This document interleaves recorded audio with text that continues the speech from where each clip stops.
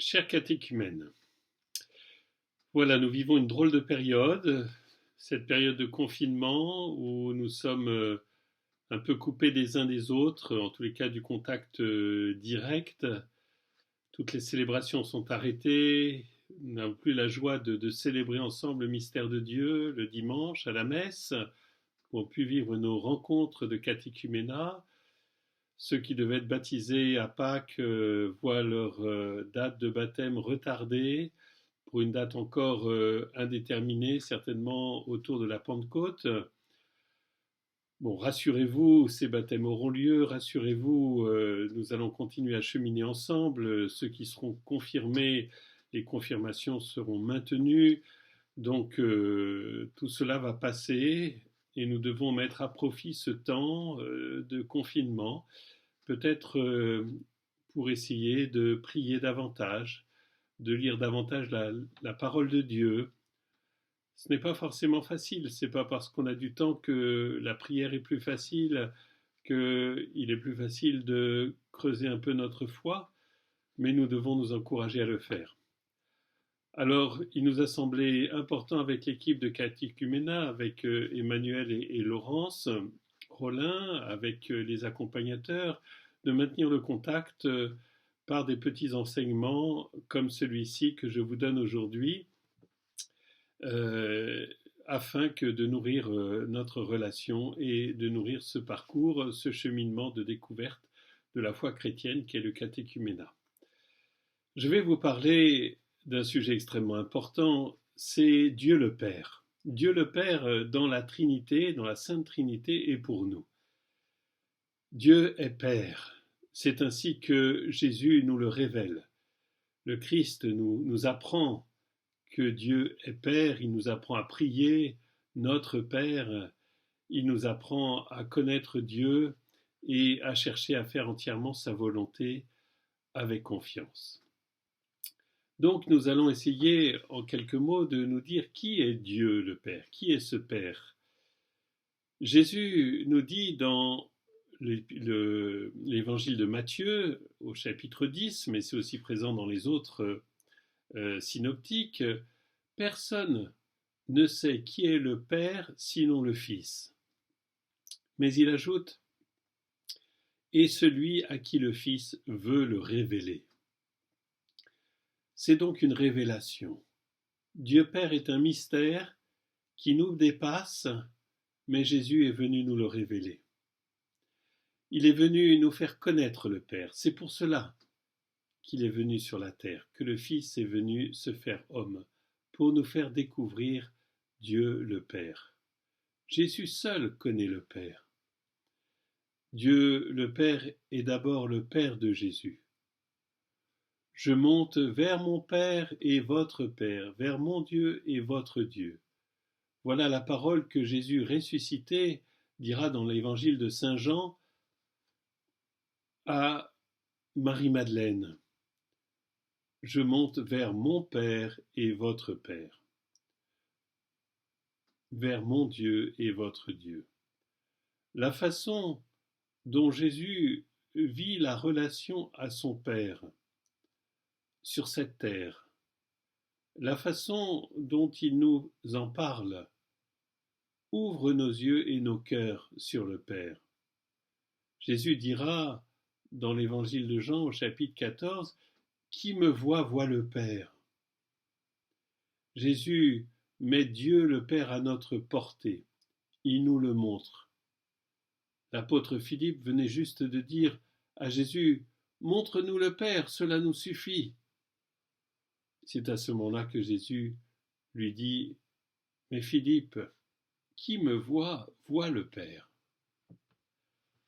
Alors, qu'est-ce que Jésus nous fait connaître de Dieu son Père et notre Père? Une première remarque, nous devons bien comprendre que Dieu le Père n'est ni masculin ni féminin. Il est divin, il est d'une autre nature. C'est important, parce que sinon nous pourrions nous faire une fausse image de Dieu le Père. Quand on dit, et quand Jésus nous dit que Dieu est Père, et Père c'est masculin, il nous parle de Dieu d'une façon symbolique. Il faut bien utiliser des mots, il faut bien utiliser des images pour nous parler du mystère. Donc il nous dit que Dieu est Père, mais d'une façon symbolique. Nous ne devons pas nous faire une idée de Dieu de Père par rapport à l'image que nous aurions de notre propre Père ou d'un homme au sens masculin.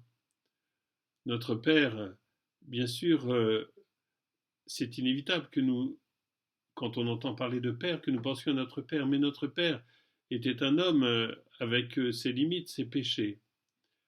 Dieu, Père, n'est pas un homme, il n'est pas masculin, il est divin. Je reviendrai à la fin pour nous faire comprendre pourquoi Dieu utilise cette image du Père et non pas de la Mère, par exemple, pour nous parler de lui. Il y a une signification, il y a une raison pour cela. Mais retenons au commencement, essayons, en écoutant ce topo sur Dieu le Père, de mettre de côté toutes les images paternelles humaines que nous aurions. Essayons d'ouvrir notre cœur à une réalité qui est infiniment plus grande, infiniment plus belle, parce qu'elle est divine. Alors la première chose que Jésus nous apprend sur Dieu le Père, c'est qu'il est amour. Il est amour dans une façon parfaite. Il est miséricorde. Il pardonne tous nos péchés. Il nous aime sans limite, infiniment. Il est prêt à tout pour nous. C'est la fameuse parabole de l'enfant prodigue, du père et de ses deux fils, dans l'évangile de Luc au chapitre 15. Un père avait deux fils, et vous connaissez très bien cette histoire, nous l'avons déjà évoquée plusieurs fois. Dieu, le Père, vient au secours de l'homme blessé, au secours de l'homme pécheur, et il ne lui demande rien en échange, il lui pardonne, il l'embrasse, il le prend dans ses bras. Dieu le Père a un amour infini pour nous. C'est ce que Jésus nous révèle. Lorsque Jésus livre sa vie pour nous sur la croix, par amour du Père, il nous montre que le Père est prêt à tout pour se réconcilier les hommes, pour les réintégrer dans ce projet qu'il a eu depuis le commencement. Alors, Dieu est amour. On ne peut pas parler de Dieu le Père sans parler du mystère de la Trinité, car Jésus nous révèle que Dieu est éternellement Père. Il est Père en Dieu, et vous savez que Dieu est Père, Fils et Esprit Saint. C'est le mystère de la Sainte Trinité. Dieu en lui-même, dans son mystère, est Père, Fils et Esprit Saint, mystère d'amour, mystère de communion éternelle. Alors, c'est son être, un seul Dieu en trois personnes. C'est une révélation, c'est le sommet de la révélation. Nous n'aurions jamais pu connaître Dieu en lui-même si Dieu n'était pas venu ici sur la terre nous parler de lui-même pour nous faire découvrir qui il était.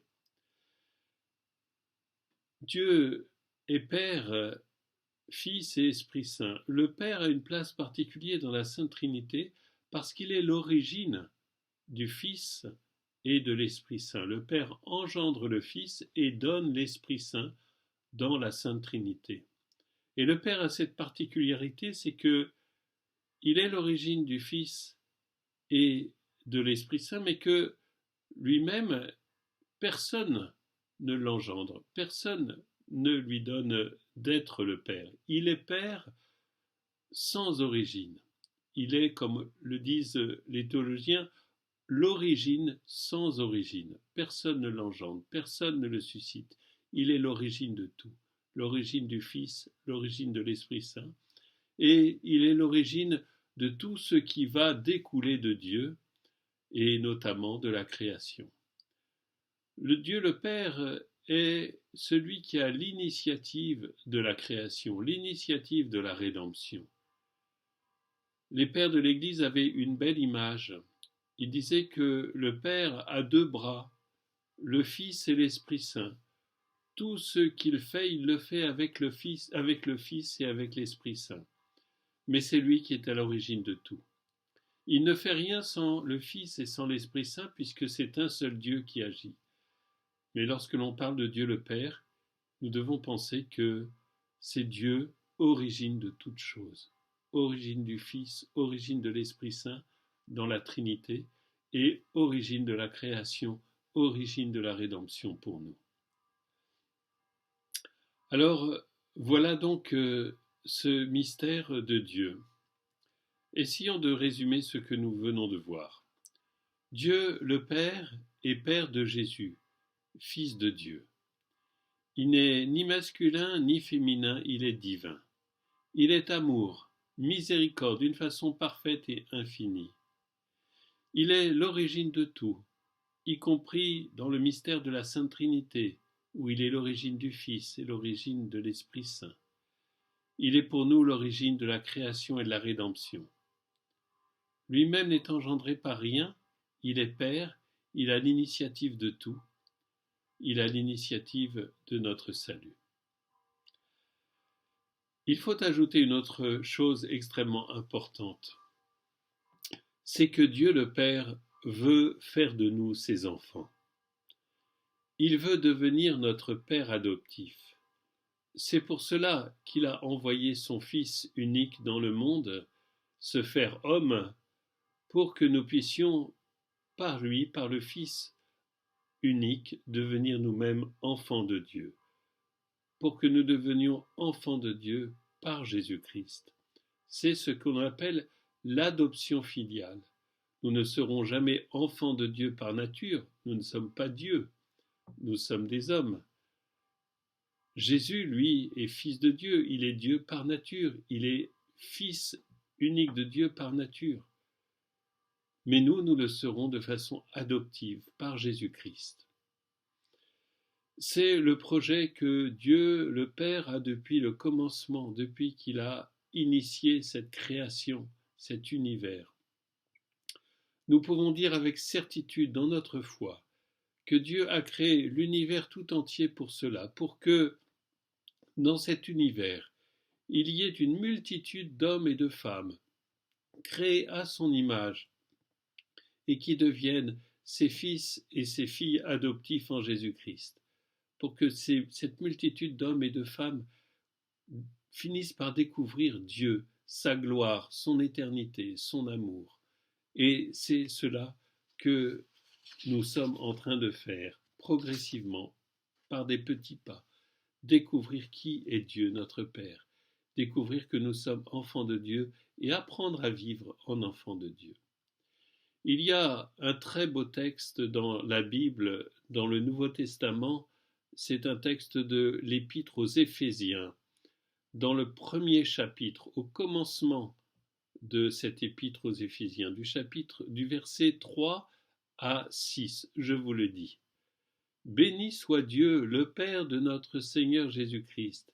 Il nous a bénis et comblés des bénédictions de l'Esprit au ciel dans le Christ. Il nous a choisis, écoutez bien, il nous a choisis dans le Christ avant la fondation du monde. Donc nous étions choisis par Dieu, présents dans la pensée de Dieu le Père avant la fondation du monde. Je continue. Pour que nous soyons saints, immaculés devant lui, dans l'amour. Il continue. Il nous a prédestinés à être pour lui, et c'est là le point important, des fils adoptifs, par Jésus, le Christ, notre Seigneur. Ainsi l'a voulu sa bonté paternelle, sa bonté de Dieu le Père, à la louange de gloire de sa grâce, la grâce qu'il nous a faite dans le Fils bien-aimé. Oui, c'est là pour nous un trésor dans la révélation divine. Si nous existons, si nous avons reçu l'existence, vous savez, il y a un moment où nous n'existions pas. Chacun d'entre nous, nous avons un moment commencé à exister, nous avons reçu la vie, nous avons commencé à être quelqu'un. Eh bien, c'est parce que Dieu le Père de toute éternité a voulu que nous soyons cette personne-là. Bien sûr, sans le péché, nous avons à guérir du péché, mais il a voulu que nous soyons cette personne-là pour que nous puissions le découvrir, le connaître et devenir auprès de lui des enfants adoptifs. Et c'est pour cela qu'il a envoyé son Fils Jésus-Christ.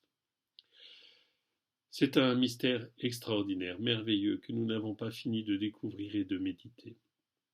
Je terminerai par une petite note un peu plus philosophique, théologique. Pourquoi Jésus a-t-il choisi d'appeler Dieu Père et non pas Mère? J'ai bien dit que Dieu n'était pas masculin, mais Jésus a choisi de nous dire et de nous révéler que Dieu était Père et non pas Mère. On peut le comprendre assez facilement. Il y avait une convenance qui correspondait mieux à révéler le Père, de l'appeler Père masculin plutôt que Mère féminin. Je vais vous donner plusieurs éléments qui vont vous faire comprendre cela, je pense, assez facilement. La mère donne la vie à ses enfants à partir de sa propre chair. Or Dieu ne nous a pas donné l'existence à partir de sa propre substance divine. Nous ne sommes pas une parcelle de Dieu, nous ne sommes pas une émanation de Dieu. Nous avons une nature différente de la sienne. Il nous a créés dans notre nature de créature et non pas comme une émanation de sa nature divine. Nous ne sommes pas donc issus de sa propre substance. Souvent, certaines approches qu'on appelle le New Age, certaines vont nous faire penser, nous faire imaginer que nous sommes une parcelle divine. C'est faux, ce n'est pas vrai. Mais nous sommes appelés à un jour être divinisés, être transformés en Dieu, ça certainement, mais nous sommes d'une autre nature.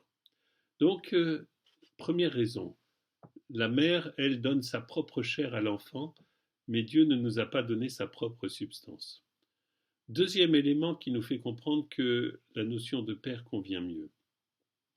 Le père est reconnu par l'enfant grâce à une parole et à la foi. L'enfant reconnaît instinctivement sa mère, en tous les cas, par le contact, par l'odeur, la voix. Il y a une proximité de la mère puisqu'il a vécu à son contact dans une fusion complète avec elle pendant les mois de la gestation. Mais pour reconnaître son père, l'enfant a besoin d'une parole qui lui dit « c'est ton père » et il va croire que c'est son père. Et donc, de cette façon, la relation au père est davantage marquée par la parole et la foi. Or, justement, notre chemin vers Dieu, le Père, est un chemin qui s'appuie d'abord sur la parole et sur la foi. Troisième élément qui nous fait comprendre qu'il convient mieux d'appeler Dieu Père que Mère, c'est que le Père est symboliquement celui qui donne la loi à l'enfant, celui qui met des interdits. Vous connaissez bien en psychanalyse l'interdit de l'inceste. Le Père vient couper le lien de fusion et de confusion de l'enfant avec sa mère.